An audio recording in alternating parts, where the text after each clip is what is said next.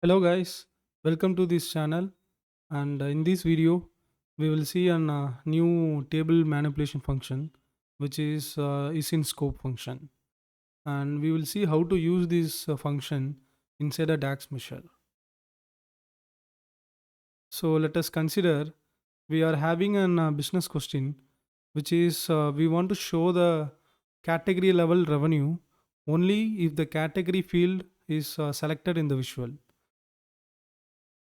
So let us see how this ISINSCOPE function, which helps to detect a particular column in a visual context.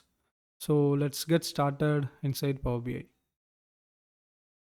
So now we are inside Power BI, and I have selected a matrix visual here. So in this matrix table, I will use my product category in my rows, and I will also use my product subcategory column in the rows field. So against this product category, I will show my total sales in the values. So now this is my table, and if I expand my category, I can see my product subcategory and its total sales.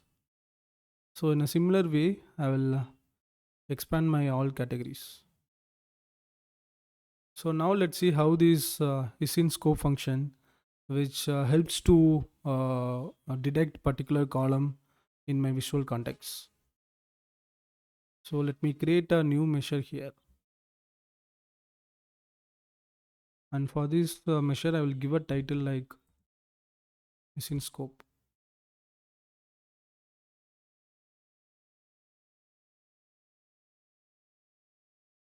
So I will use my function here.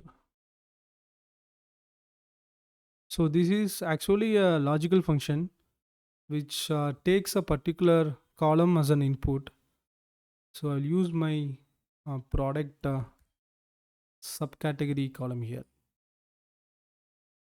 And now let's see what this function which gives us a result.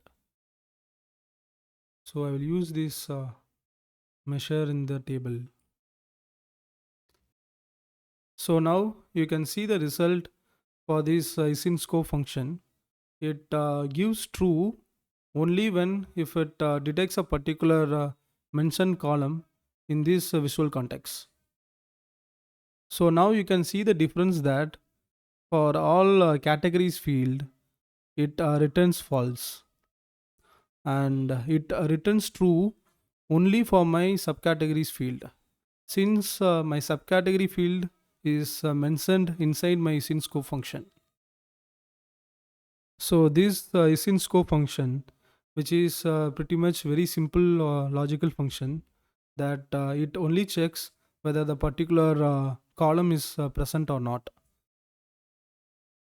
So if it is present, this function will return true, and if it is not present, it will return false. So now I can also rewrite my ISINSCOPE function that I will use inside my if function.